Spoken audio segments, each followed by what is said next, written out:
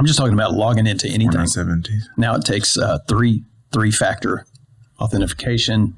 Oh, that's the thing too. Yeah. So like we were doing something with payroll the other day and they're like, let me finish this signature while I'm doing it. They're like, oh yeah, well, they're like, well, this is the person that's on the account. We got to send something to this email. I'm like, that email hasn't been active in like 10 years. Mm-hmm. It's like,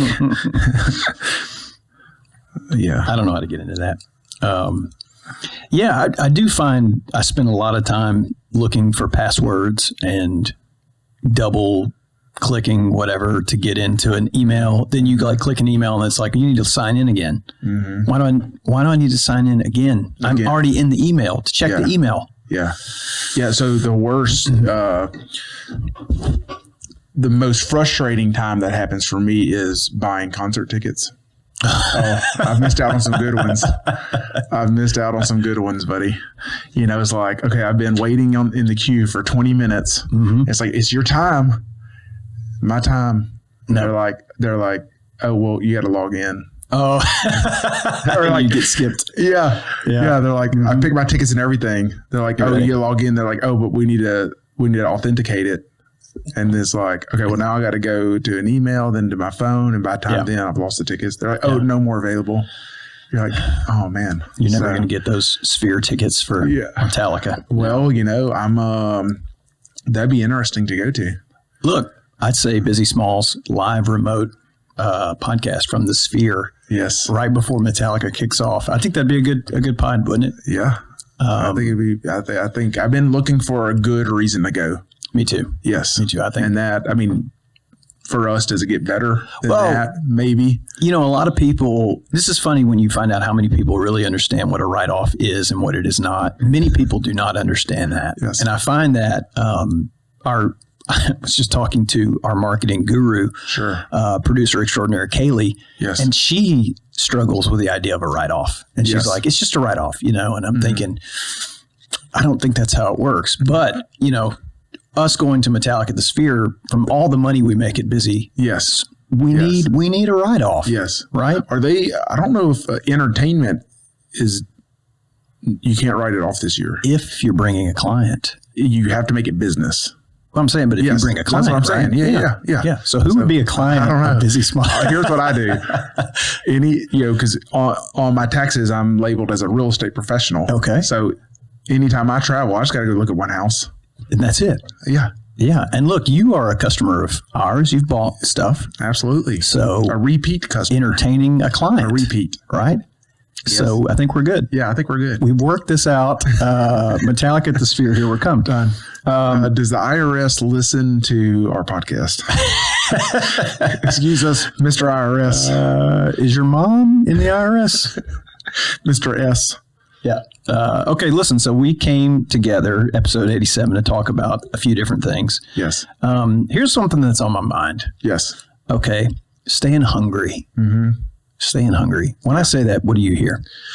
Well, we just recorded, last week's episode with Pete John. Mm-hmm. And man, it's just like, you get around someone like him and you're just like, I'm just like, man, I'm just like a lazy piece of crap. Like, I'm just like, yeah. I need some of what he's got. I'm not near as hungry as I should be. That's right. That's right. I feel like. I felt the same way. So growing up, we went to Dixie basketball camp. And they called it was a Joe Dean Sr. and Joe Dean Jr. Joe Dean Sr. was the former athletic director at LSU. Mm-hmm. And at the time, Joe Dean Jr. was probably in his, around 50. So his dad was in his mid 70s. Mm. And he would show up. He wasn't real active in the daily coaching anymore, but it was called Dixie Basketball Camp. It was in Macomb, Mississippi, in their junior college. Okay. And no air conditioning. Okay. Mm-hmm. In the middle of the summer, we stayed in the dorms. Yep. And we played basketball all day. Right. And so they called it Dixie Basketball Camp and Country Club.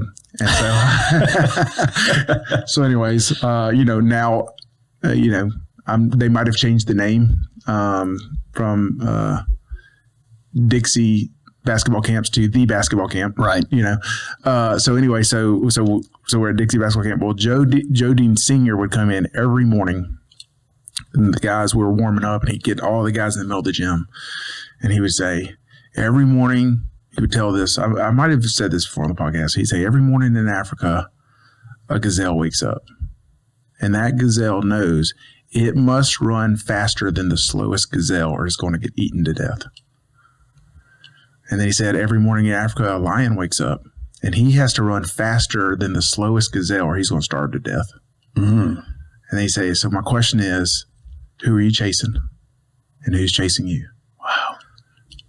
And I didn't understand that then. Yeah. I'm like, dude, what are you talking about? You know, now I understand it. Wow. Because the truth is, every day that is, right? I mean, that is, we don't think about it, but it's true. That's right. Whether we think about it or not, we are chasing something. Yes. What is it we're chasing? Something's chasing you too. And something's chasing you. That's right. And if you stop being hungry, you stop chasing. Yeah. Wow. This episode is sponsored by Clint Davis Counseling, helping people make lasting internal change for external growth and success. They provide professional counseling, education, and resources to the community of Shreveport, Bossier City. They have 3 locations, one in Shreveport, one in Bossier, and one in Benton. So go to ClintDavisCounseling.com or give them a call, 318-562-6903. So if you think about your life today versus that kid at the basketball camp, that was probably just tearing the kids up, you know, just dominating. Yeah. The other campers. Yeah, they couldn't stop my hook. So when you wake up today, what does that mean? The parable? Yeah, what he parable. said? Yeah, I mean, you know, I think that, you know, we have to have, when you're at the top, you have to put in your own accountability, right? Because we don't, you know, if you didn't go to work today, yep, is anyone calling you and asking for a doctor's note? Nope. No. Mm-mm. Is anyone coming to check on you and call while you're not there? Nope. No. That's right. Right. And so we can do that. And that's a great, we've built a situation where we have great people we can trust and we have those freedoms. That's right. Right. However, we can become, that can be the demise of us as well. Yeah. You know, without having that accountability. Right. And so, yeah, when you become self-employed or self-sustained or whatever it is, you know, you really have to have your own accountability built in. And so what does that look like? I mean, obviously, you know, we have coaches, but I think that the accountability, and I think we've talked about it before, but, you know, I know that if I don't wake up and do it right today, I have hundreds of people depending on me. Mm-hmm. I have my family depending on me. Right. I have, you know, the social things that I'm a part of, friends, you know, whatever, nonprofits that are depending on me. I might have pledged to give money to them, and might, you know, I mean, that's the accountability. It's like I got to fulfill my commitment to all these people. Yeah. So yeah, and it becomes interesting as you get older, and you obviously get a little bit more established and comfortable, and then you build some of these systems that you talked about. You've got good people that are there, and part of it is, do you get to say, okay, on some level, I've kind of built this thing that works. You know, it needs me, but it doesn't need me all the time. Mm-hmm. And you know, you got that on one hand, and you've got on the other hand, it's okay. Now, what should I be doing? How hard should I be driving? What is my responsibility now? Because the system is more or less working.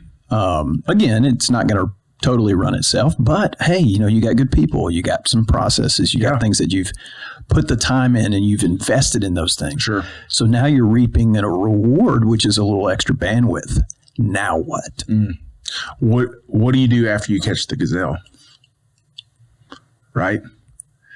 That's the question, right? Because you've gone, and if you're the lion and you've gone and you've gotten your food, now what is it? Yeah. Now, and I think the next day you're back on the hunt. Yeah. Right. If not, you're like, okay, I'm just good with this. Yeah.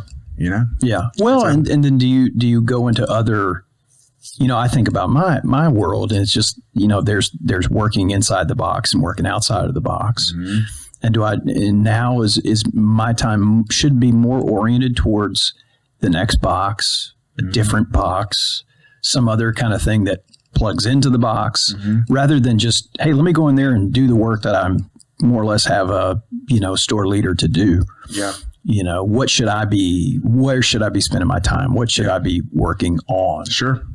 Well, yeah. I mean, I think that, I think for anybody, I think that we got to start with the end in mind, right? We have to define that. That's right. Hey, let's define what do we, okay, here's my life here. There's some great things going on in my life.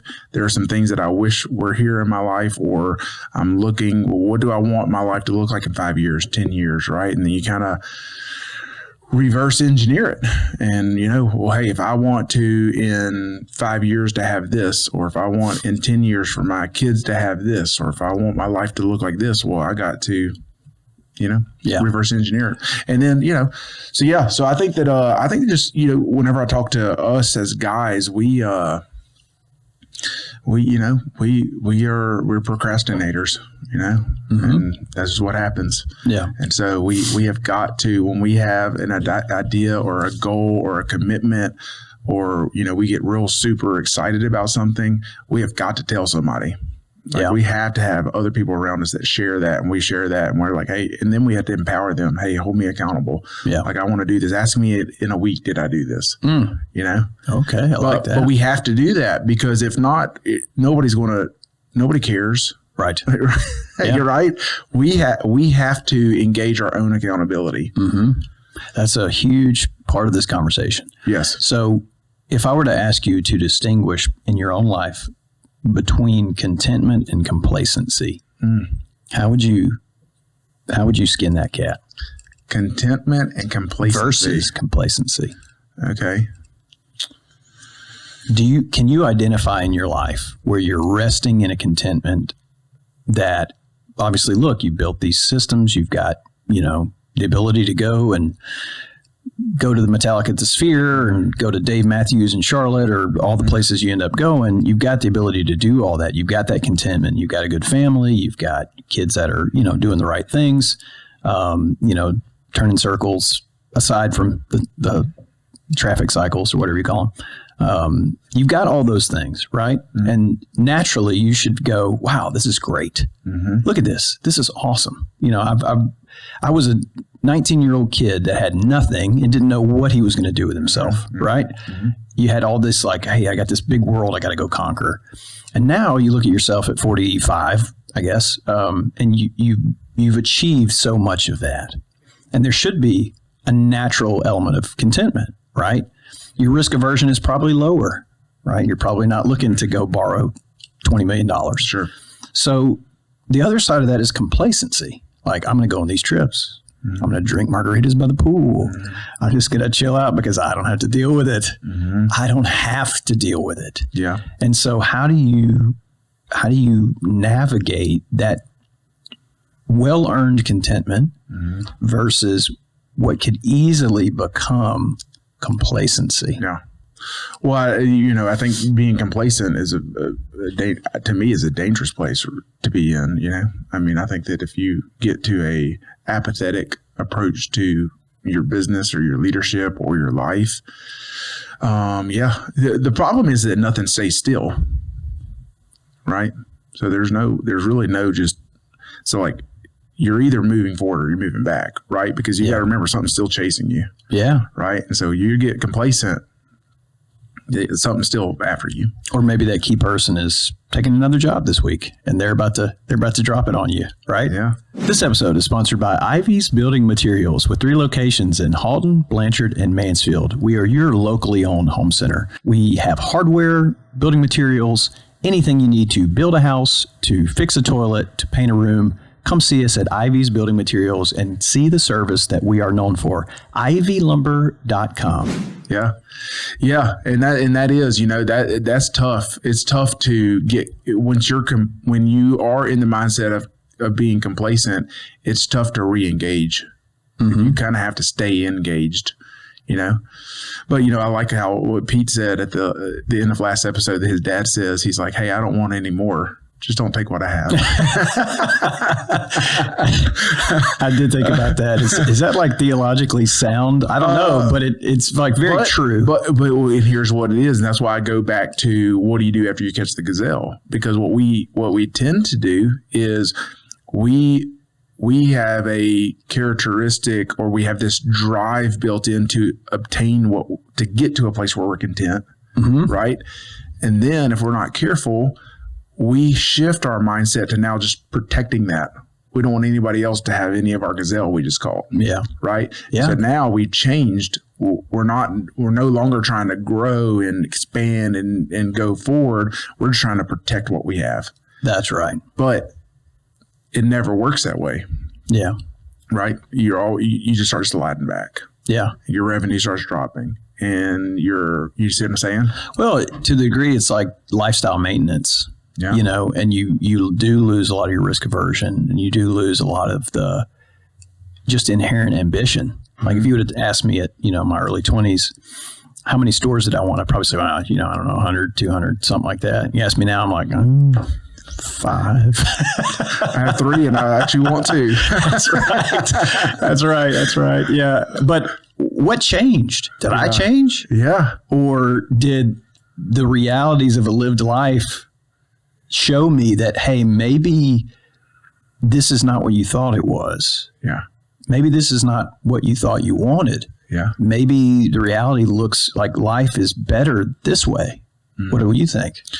Yeah, I think that some of that is. I think that some of it is. I think that our goals, you said ambition. I think ambitions change, And so could I, 10 years ago, it would have been like, well, I want to double my income in 5 years.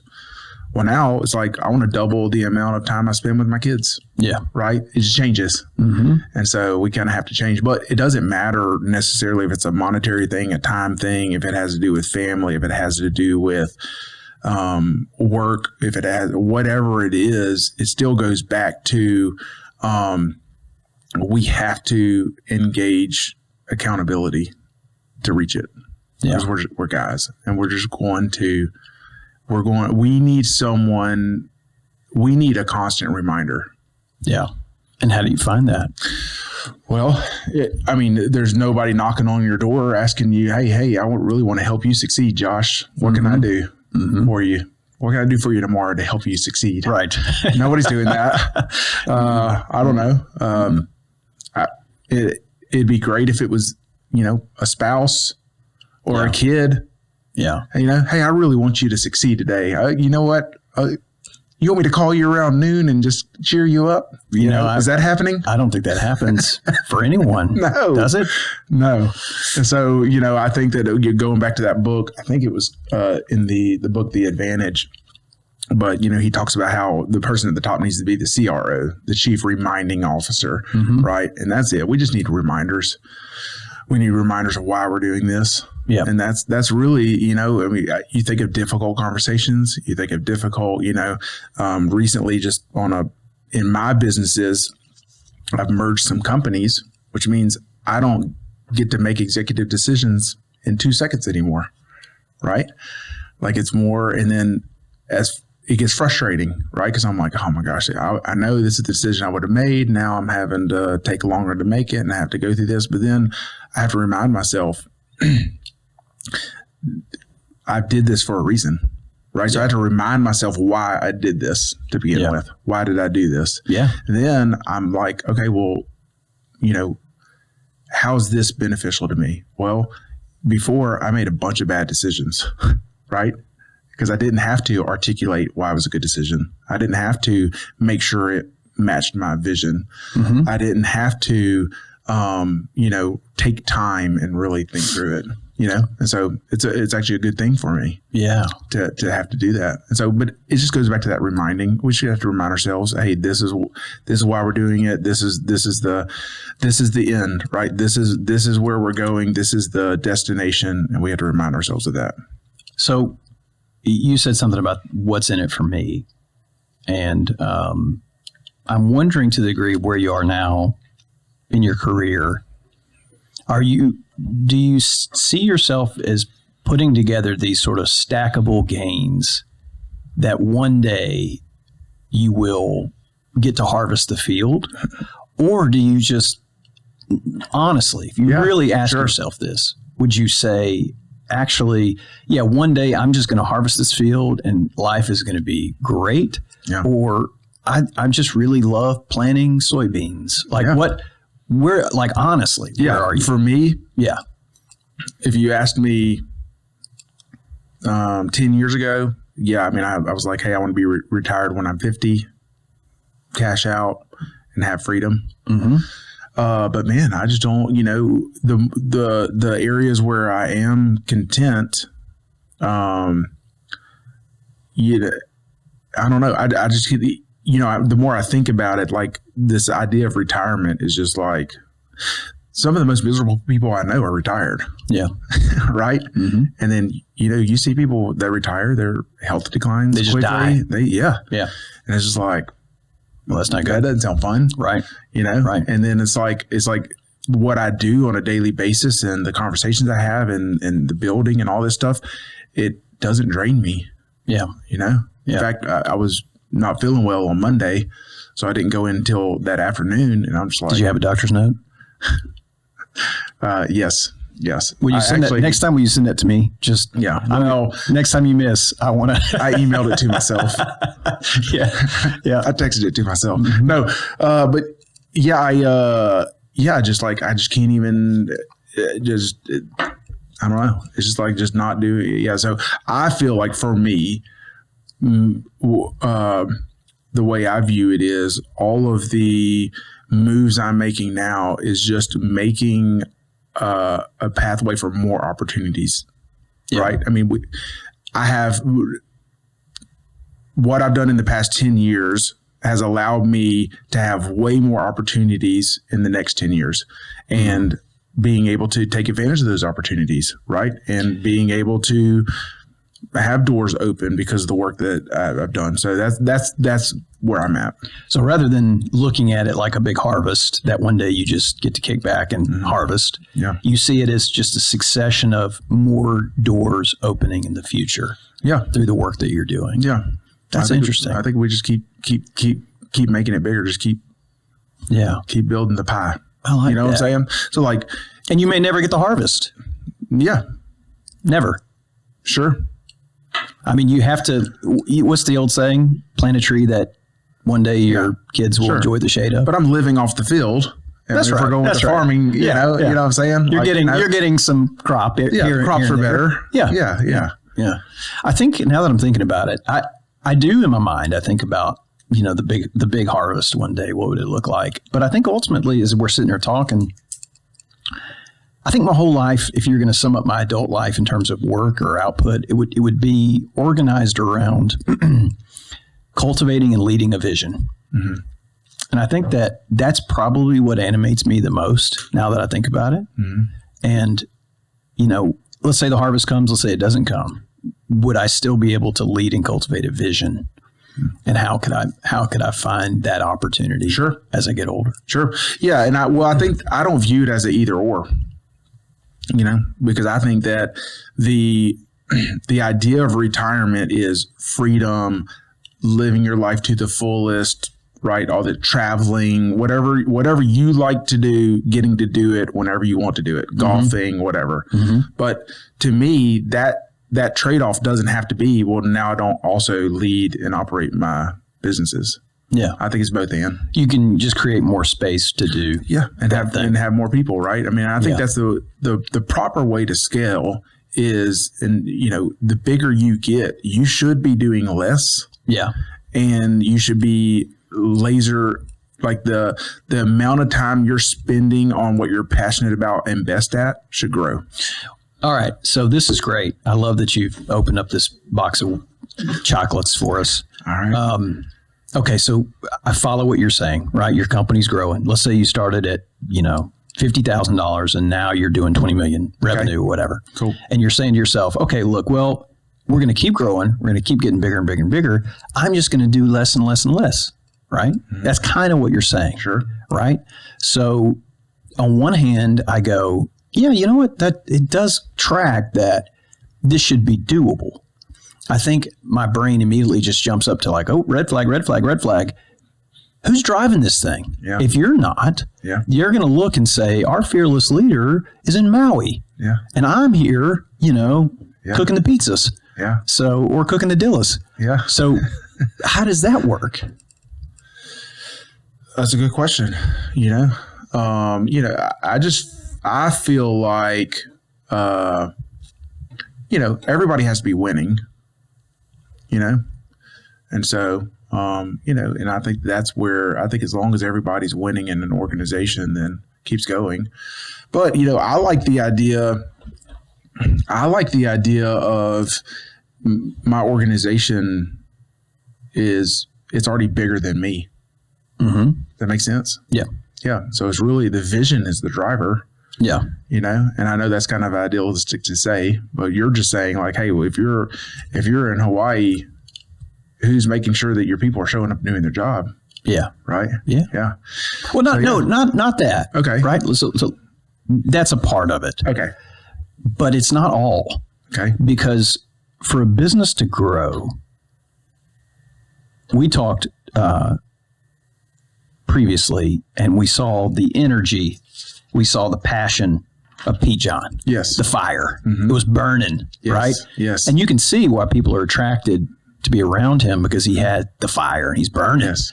So I don't even mean like you got somebody to make sure that everybody's just doing their job. Mm-hmm. I mean there's fire burning that people would gravitate towards. That will continue to grow. Mm. That's what I'm saying. It's going to be hard. Yeah. If you decide, hey, for the next 3 months, I'm going to Maui. This episode is sponsored by Priority Roofing, locally owned, family-ran business specializing in residential and commercial roofing, repairs, replacements. No job is too small. They've helped thousands of homeowners in the Shreveport-Bossier area over the past several years. Call the office, 318-202-2123, or visit their website, PriorityRoofingLLC.com. Well, and that's where, you talk about the CRO, right?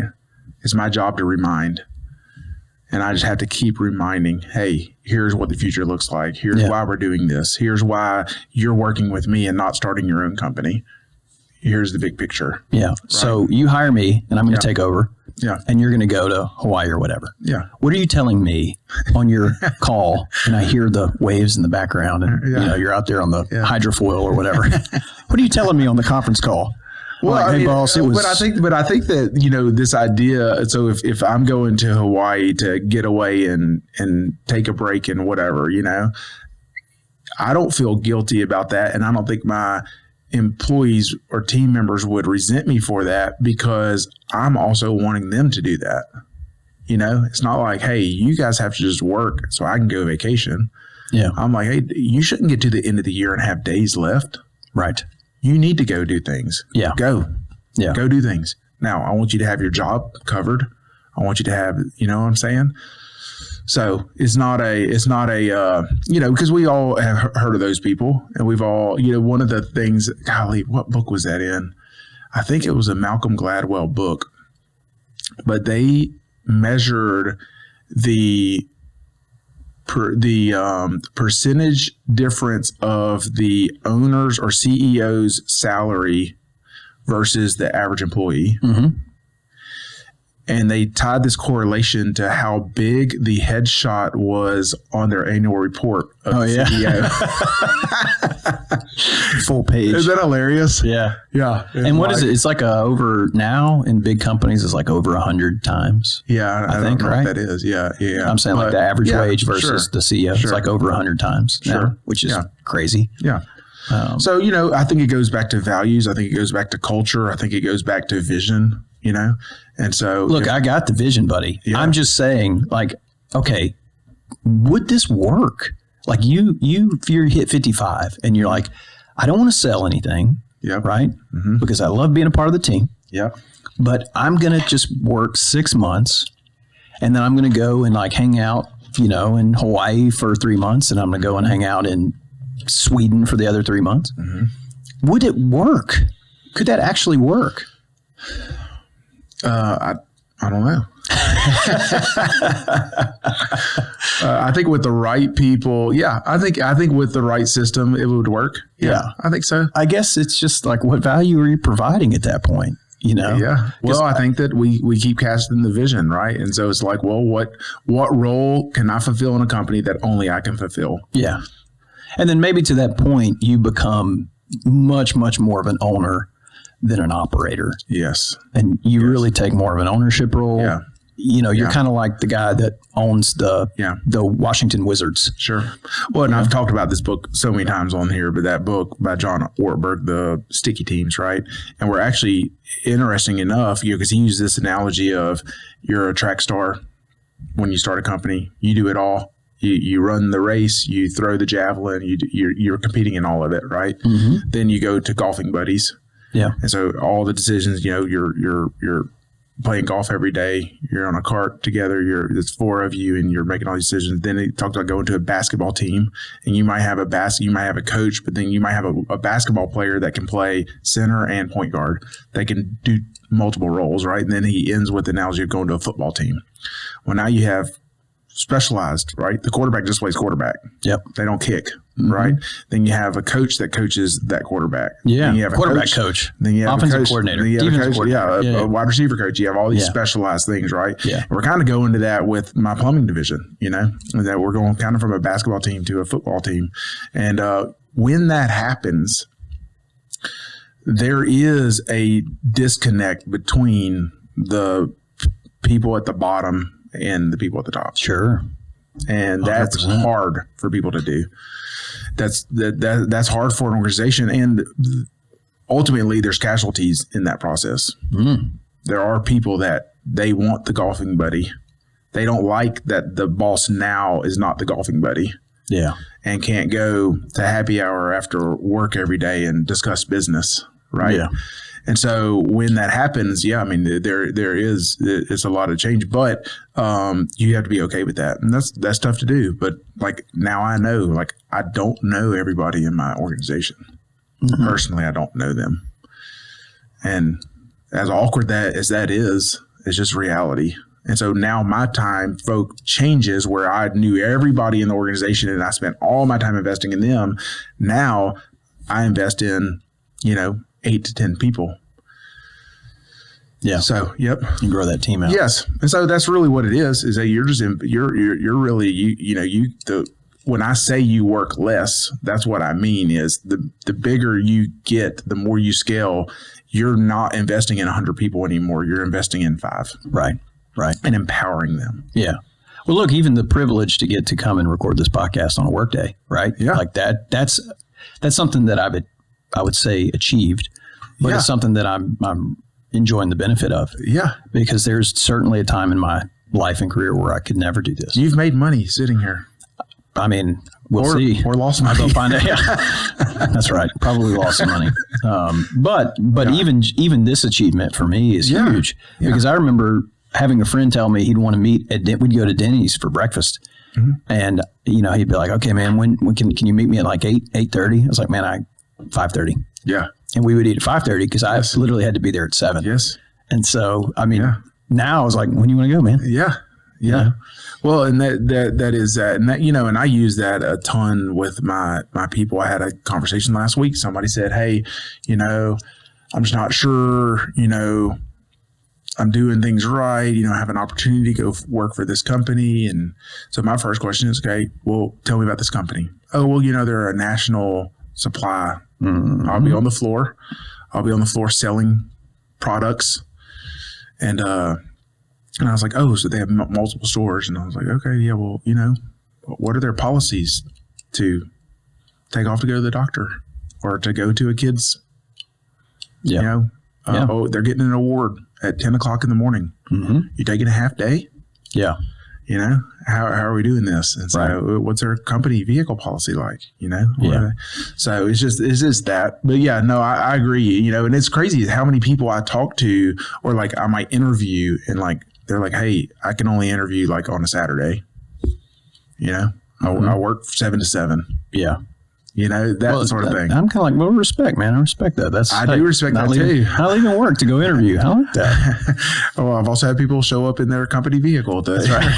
I'm getting paid to interview with you. That's a pretty sweet deal. Yeah, there you go. No, this has been helpful conversation because I think that hunger, when you say stay hungry, and look, this is about age. This is about getting older, right? This is about getting older, your life, your legacy, all the things that you hope. I love that you said, look, think about the day of your death. What are you going to be? What do you want people to think of you as? But as you get older, it can't just be about, I'm going to work as much as I can, make as much money as I can, and just stack bills to the ceiling. Because even if you get that harvest one day, it's not going to, what's it going to be? Yeah. Like you go travel for a few months. That would be awesome. I'd love to. Yeah. And then after so long, you would just be like, okay. Yeah. Well, we were using this how to stay hungry, and I enjoy eating. Me too. I really enjoy great eating. Restaurants. I really enjoy great it. Restaurants. So and I think that's really what that hunger comes in. Is like I just take delight in improving things and building things and like seeing successes and I love and it depends on how you look at it, right? Because I might have an employee call and be like, oh, I'm just getting burned out. We're overwhelmed. And I'm like, this is exciting. We have grown enough that we need to hire a new person. Yeah. Let's do it. And guess what? We're going to change everybody's jobs while we do it. I said that yesterday. Yeah. I said, we were going through some transitions. We're growing real quick, growing fast in like the plumbing and roofing company. And we were there yesterday. And I said, hey, look, you're expecting us to figure this out and we get to a place where it's all figured out. And I said, and we do, but guess what? As soon as we do, it's time to go change things. Right. And they just all kind of looked at me, because they're all changing all their processes and figuring things out. And I'm like, yeah, that's great. Let's do it. Yeah. And then we're going to do it again. Yeah. And yeah, it's funny because to me, that's exciting. Right.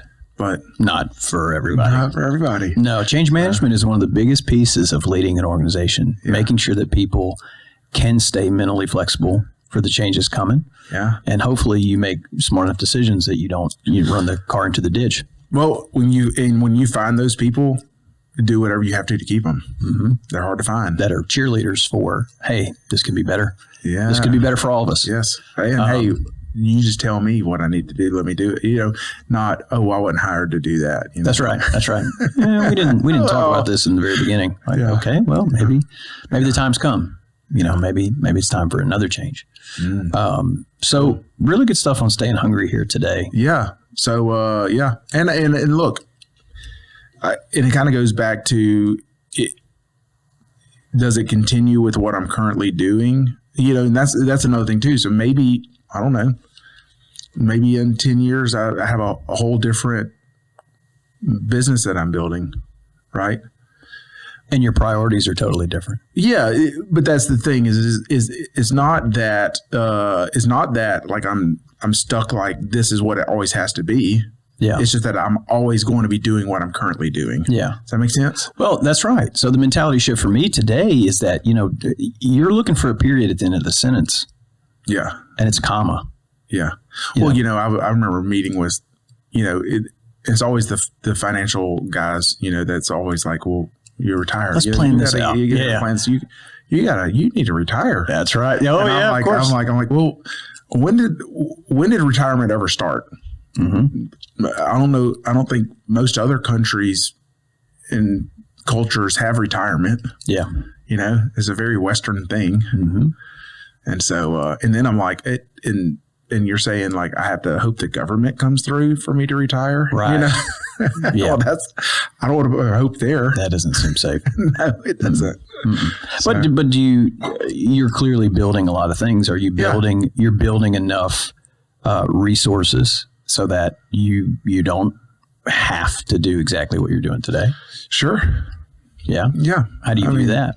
I mean, honestly, my resources, my investment is in my companies, and that's where my value is in the businesses I'm building. Yeah. You don't have just millions of, meta stock or something like that you're No. It's tough. Yeah, I know. Well, people, in fact, I don't know if I own any stocks. I don't think I do. Really? Yeah. You have like a 401k or something you kick them back to? No, I put it all in real estate.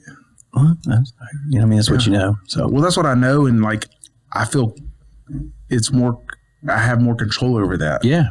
Right. Right.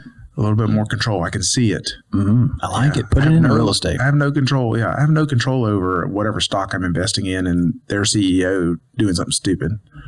You know like taking his assistant to a Coldplay concert. Yeah. Who knows? I didn't own any of that stock. All right, man. Or that's what's funny is like with your stocks are in Tesla or whatever, right? Well, Elon makes one tweet. There goes half of your investment. Yeah. Right. Yeah. But I don't know. He's been pretty resilient. Who becomes president, or who becomes just too much, or what's the interest rates, or what's the so you're out too much out of my control. I'm just not on that. You're train. out on the stock market. For some people, it's great. Yeah. For some people, it works well. Yeah. Yep. What about the okay? This episode is sponsored by Plumber for Hire, locally owned plumbing company specializing in residential and commercial plumbing. They've recently expanded into new construction plumbing, and also they're very proud of starting their HVAC division. So when the temperature gets hot, if you need any servicing or work done on your heating and cooling system, make sure to call Plumber for Hire. There's no job too big or too small for them. You'll see their vans driving around town, giving them a wave. They really pride themselves in getting to every job within a day of the call coming in. So get in touch with them, 318-709-9090, or visit their website, plumberforhiresbc.com, or you can find them on social media. I'm going to ask you this question. Okay. I have a friend who's a financial advisor. Okay. And he always likes to make fun of Dave Ramsey's like pay your house off thing. Okay. How do you feel about that? Yeah. I mean, I always say your cheapest money is in your house. What does that mean? Well, I mean, if you're looking at, if I need cash and I'm paying for money to do something, leveraging real estate is the best way to do it because that leverage provides the cheapest path to the opportunity. So yeah, I don't know. I mean, I would definitely pay off other debts before my house. I would say that the last thing I would want to pay off is my house. Yeah. Because it's the cheapest debt I have. But you find a lot of advantage in leveraging other properties in particular for whatever cash needs you need. Yep. Yeah. That does make sense. Yeah. I mean, there's a way to do it. I mean, I think part of it's a risk tolerance. Yeah. Calculated risk, over leveraging, a lot of stuff like that. I mean, look, there are horror stories, but you don't want to get your house paid off so it's like nobody can touch me now, baby. You know what I'm saying? I mean, sure. One day, if my house is paid off, that'd be great. But I'd probably go and re-leverage it and use that money. I mean, I'm serious because it's like okay, I can go get hard money for X amount interest rate, or I could go and just leverage my house for a third of that interest rate. To do what? That's the good question. Yeah. Is it to go buy a boat or to go buy a luxury? Another property. I'm not doing that, right? Yeah. But if I'm leveraging that to go buy another income producing thing or to expand a division in my company or to flip a house, those are safe. Like I would do that all day. To flip houses. Sure. Yeah. Yeah. Interesting. So what do you think the return is on a flip? Like, let's say you go and you borrow, I don't know, $200K from your house. You pull it out and you're currently paying, let's say, what, 3 and change? I don't know. My interest rate, 3%. 3%. Less than that, probably 2.75, but yes, somewhere around that. 2.7. That's what I'm saying. Yeah. God, you people kill me. Yeah. So you just pull that out. Sure. You got $200K you're pulling out and you're going to do a flip. Yep. So what return are you looking for? Well, I mean, in 6 months to borrow that money at that rate in 6 months, that might cost me $2,000 or $3,000. So that's the cost of using that money. Right. Right. And I go take $200,000 and it just in our area, it like kind of based off of what I do with my investments, $200,000, I'm going to go take a house, fix it up, turn it over, sell it, cash out of it in 6 months. It cost me $2,000 to $3,000 in interest. I would probably net $35,000. $35,000. Yes. Yeah, and you're not paying realtor fees, by the way. You're not. Sometimes I do. On I both use sides? my realtors. Yeah, I actually use my realtors. On both sides? If they find me the property, yeah. Really? Mm-hmm. Okay. Yeah. So you can pay the commissions. Yeah. You can make 35. Yeah, I pay 6 the months. commissions. I do that. Yep, I pay the fees. I pay. Yep. Yeah. So I typically calculate on the back end 11% into the cost of selling the property. 11%. 11%. That's going to include both sides of commissions, attorney fees, closing costs for the buyer. I just that's my rule of thumb is around 11%. 11%. So if you don't think that's you in my cost. you don't think you can clear enough after taking that 11% out, you're not. Yeah. When I run numbers on a very conservative, if I'm not walking away with $20,000, I'm not touching doing it. No. Yeah. Unless the alternative is if there's a opportunity to make, hit a grand slam, and make $50,000, but there's a chance I make zero, then it's like, well, could it become a rental? And if that's a backup plan, then I might take that risk, saying, hey, I might not hit the grand slam, but I'll take that risk and just keep it as a rental. So the Dave Ramsey thing is hilarious because you're not even on the same planet as Dave Ramsey with this. You're and I don't know if I go into that because, I don't know if he, it's been so long since I've looked into what he's said, Well, it's just pay your house off. Pay your house no off. matter But I'm what. not, Yeah. but there's such a thing as good debt and some calculated risk debt, in my opinion. Right. There's no way I could have done what I've done without leveraging. But the key for you again is leveraging additional properties beyond your house. Yeah, even just like a simple, like a car. I just don't want to own a car that I owe more on than what it's worth. Right. Right. And so I'm just calculating when I buy cars, when I buy real estate, when I buy whatever it is, I need to be able to liquidate it and get my money back. Yeah. I don't want to be over And not be upside down or anything like that. Yeah. Yeah. So, well, good plan. Good strategy. I like that. I feel like you can always do that as long as people are serving you up those opportunities, right? Well, that's the hard part. That's it. That's the opportunities, and that's just being ready for the opportunities.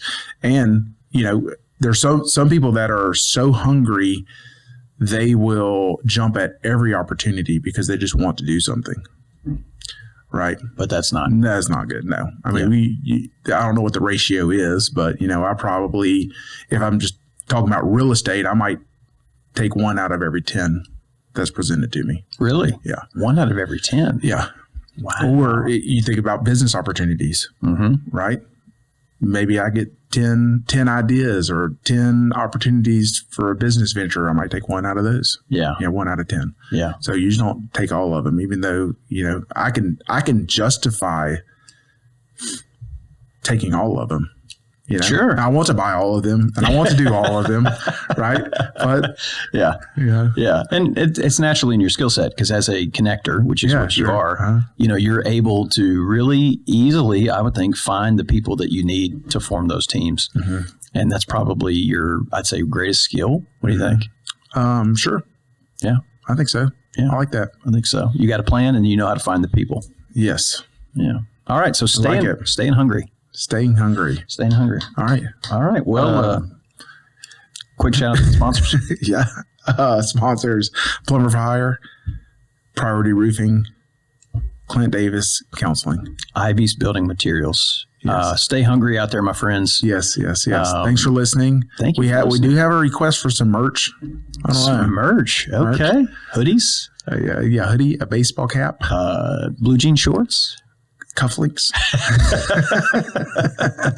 All right, Ren. See you.